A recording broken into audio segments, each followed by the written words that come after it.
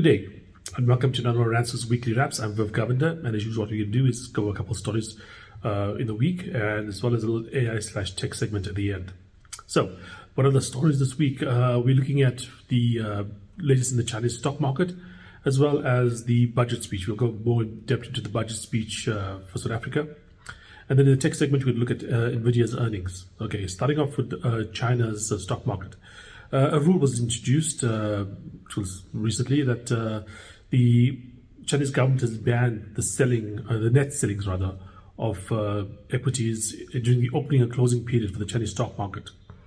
This kind of further tightens control by the Chinese government over the stock market.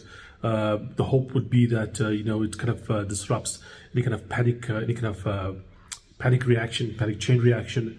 So if somebody starts the day off with a big amount of selling, that might just set the tone for the entire day, or a lot of selling at the end of the day might just set a negative end to the day, and therefore might just spook the market. And that's the kind of thing they're trying to do here. This is, I think, similar to some of the stuff they've done in the past, like no short selling and that kind of stuff.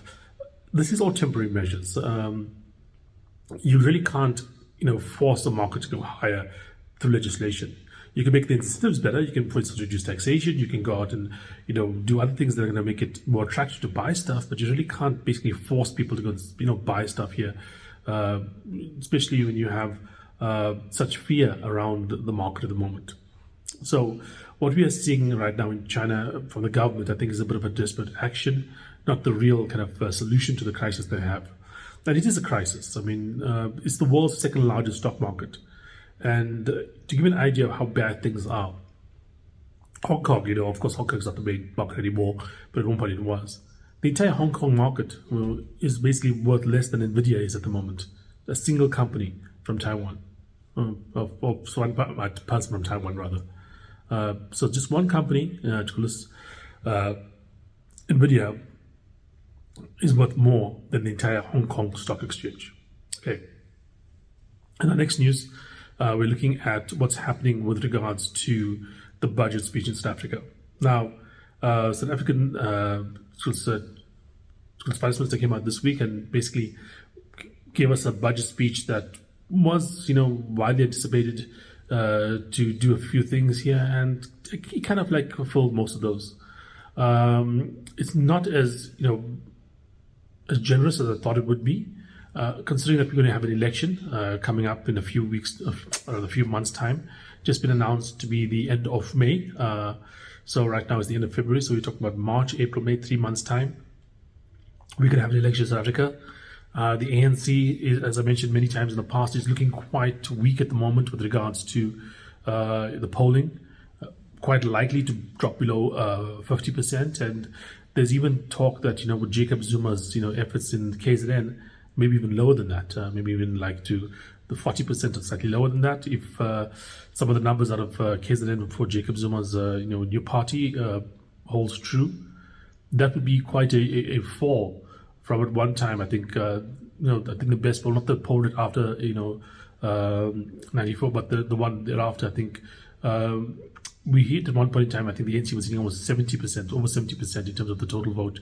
So we're talking about a significant drop off in support for the country. By the country rather.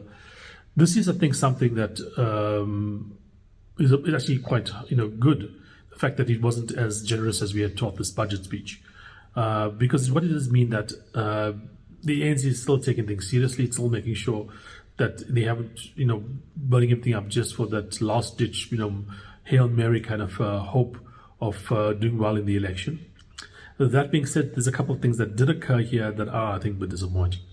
Number one was the fact that we did not see an inflation adjustment of tax brackets for income tax. So what that means is that, over the last year or so, inflation has been, 5-6%, sometimes above that. If you just maintain your income levels in real terms, you'd see a 5 or 6% wage increase. But if they don't adjust the tax brackets, now suddenly you're in a higher wage bracket, and therefore you make a higher level of taxes. So effectively, it's a tax increase, but a stealthy tax increase. It's called bracket creep. That's the economic term for it. But it is a tax increase because you aren't earning really more money because you're just basically matching inflation. Yet because the tax bracket is not adjusting for inflation, you're paying a higher tax rate. That's number one. Number two is the fact that they are looking at taking money from the gold and foreign exchange reserves.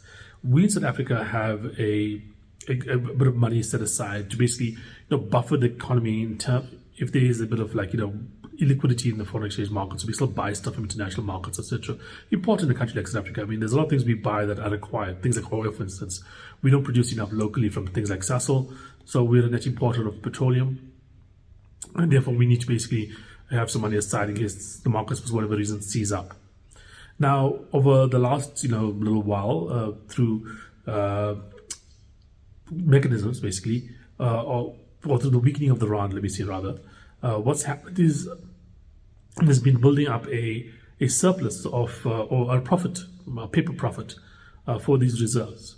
So just imagine you basically put money in, rands in, and you went and bought a bunch of gold or foreign exchange reserves, say 10, 15 years ago. Now, over the last 10, 15 years, the rand has weakened. So in rand terms, that foreign exchange and gold reserves are suddenly worth a lot more than you put in. That's a profit, as you see. And therefore, now the government is looking at that profit and saying that profit belongs to me as government because, I put that money in. I bought the stuff, and therefore the stuff is now more valuable in rand terms. I want that rands back because now I need to spend it to, make up for the issues I have in my budget. So the government's come out and looking at taking about 150 billion rands from this particular fund. This is, like I said, out of 500 billion in total. So not an insubstantial amount, and they're going to spend it over the next 3 years, about 50 billion a year for the next 3 years to try and make up a budget deficit. They also talked about the fact in the budget speech around the growth rate for South Africa. Last year, they basically came in at about 0.6 for South Africa. They say the next 2 years are going to be averaging about 1.6, so more than double what last year was, but I mean 1.6 compared to what our growth rate is in terms of population, in terms of unemployment rate, etc., is way too low. By most estimates, we need growth rates in excess of 5% to make a meaningful difference to the country. To adjust for the population growth rate and also do something with the unemployment rate as well in the country, which, as many people know, is the highest in the world. So that is the budget speech. Not as bad as people thought. But a couple of things that were worrying that did come out was, like I said, the fact that we are basically having a stealth tax increase on income because of the brackets not being adjusted. And the second thing is the fact that they are taking money from this fund that, it sounds really nice that in the short term, like it's profits, it's the government, etc., made this money and therefore they can obviously access the money. But, it's a limited amount of money. At the current rate, they'll be out of it in like 10 years' time. Probably less than that because obviously inflation and so on. But, we are seeing like positive signs from there as well. Like they talked about the fact that they're not going to be any more spending on state-owned enterprises, except for the bailouts and stuff that's already been announced. There's no more, gravy train coming through there. They did talk about the fact that they expect, the peak in terms of the deficit, in terms of the total debt to GDP to be, a little lower than anticipated a couple of years ago, which is a bit positive news coming through there as well. But overall, it is like I said, a rather sober budget, which is good news for South Africa, just because of the fact that, there is always a temptation just ahead of an election where you're likely to look bad to try and do, like I said, a Hail Mary or a last-ditch pass in order to, boost your numbers up. Lastly, we discuss Nvidia's earnings. Nvidia, as you all know, is the preeminent AI, chip maker out there. And in fact, if you looked at the numbers in terms of what their business was, I mean, historically, AI was not the main business of Nvidia. When they founded, they were a graphics card company. They used to make, cards for gaming machines and so on. And if you looked at what their revenue was for, graphics cards over the last period, it was less than basically 3 billion. And yet the company has come out and done, almost 7-8 times as much. Why?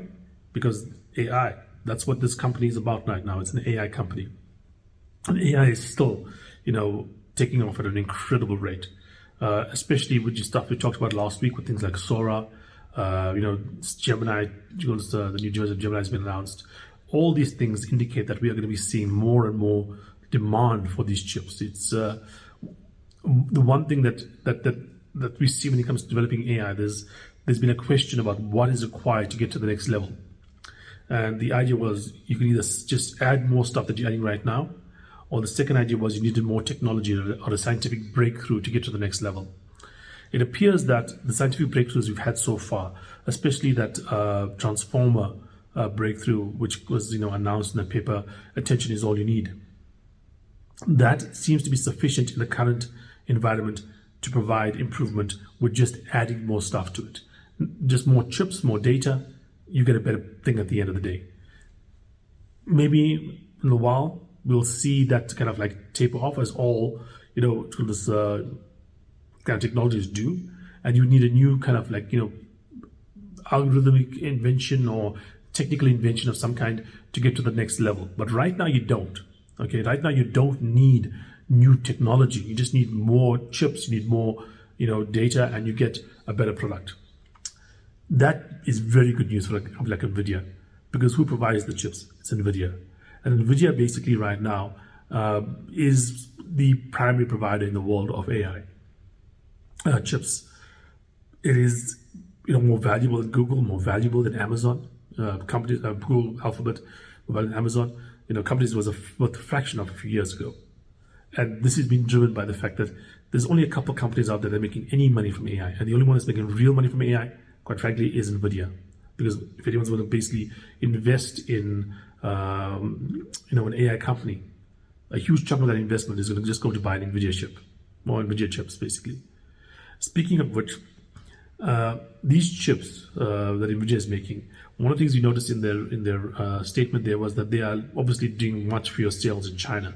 Why? Because they've been banned from selling the highest end chips in China. But what they're trying to do is they're trying to basically skirt around the rules and reduce the performance of these chips to a level that is below the level of the sanctions, and sell those chips to China.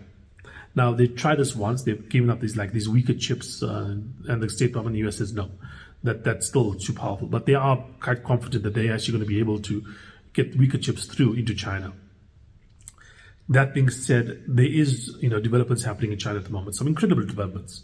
I've talked about this before, but you must understand that when it comes to computer chips, the technology we're using right now is probably the most advanced things that humans are doing, technologically.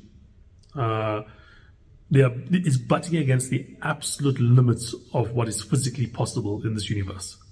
So light waves at like the highest frequency, like they can work at. There's even talk down the line of using things like particle colliders, using subatomic particles to etch these boards. At the level that they're making these grooves in the silicon to make these chips, they have to think about quantum events. Where electron movement can basically just go anywhere, because you can't determine exactly where an electron is due to the uncertainty principle. That's the kind of stuff that we're talking about when it comes to computer chips. It's right at the edge of what's physically possible.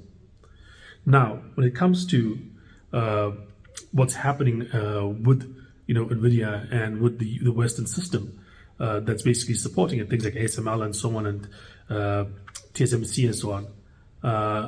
These companies are obviously, being restricted from exporting to China.